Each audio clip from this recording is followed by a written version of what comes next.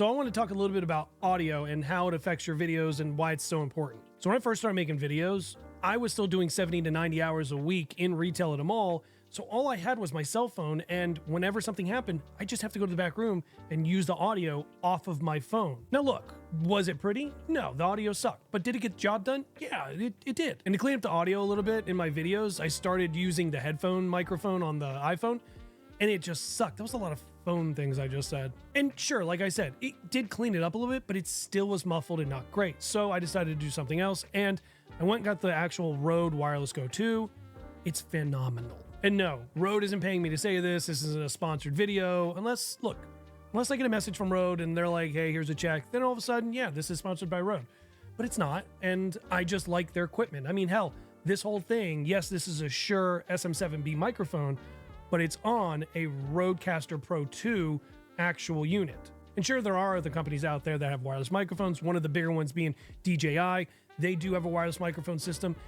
I've never used it. I do have other creator friends who have used them. Some like them, some don't. Some switch over to Rode. Some actually switch from Rode to the DJI mics because they actually like that they're a little bit slimmer and smaller. Now, the upside to having a wireless microphone is when you're making content, you don't have to be holding the microphone, holding the phone, or holding the camera, and everything is so close to you. You can actually sit the camera down or sit the microphone down and have a better visual of what you're actually talking about. And like I said, I've used these Rode microphones before, and I was using it at New York Comic Con interviewing people. Crystal clean, you heard them, background noise was taken down. It's phenomenal. Now, those are your wireless options. If you want to do something more like this, where you're sitting making content or doing podcasts and things like that, obviously the Shure SM7B is a fantastic option. It is a little on the pricey side. The other one I would tell you, and of course, the R word is about to come out of my mouth, the Rode podcast mic. It is phenomenal. And for the price point, you cannot beat it. And they just did a white line, which is super nice, actually. But yet again, there are so many other microphones out there as well. You have Blue. They make this Yeti that I was using originally in a lot of my stuff. And like I said, upgraded to the Shure microphone. Shure does make a smaller version as well. That price point is only $200 less, but still a really good microphone.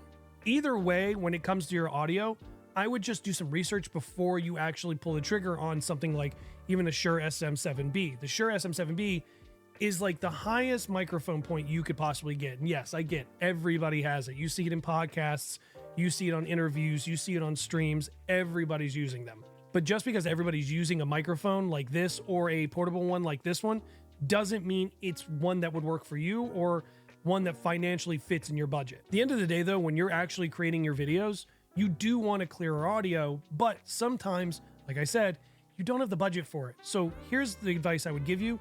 Just start making videos. Work on making the audio cleaner, maybe sit in a quieter spot, or when you're making your audio, use the headphones that are free and come with the cell phone. But I would tell you, play with some options, see what's out there, see what works best for you. And as always, I'll see you tomorrow.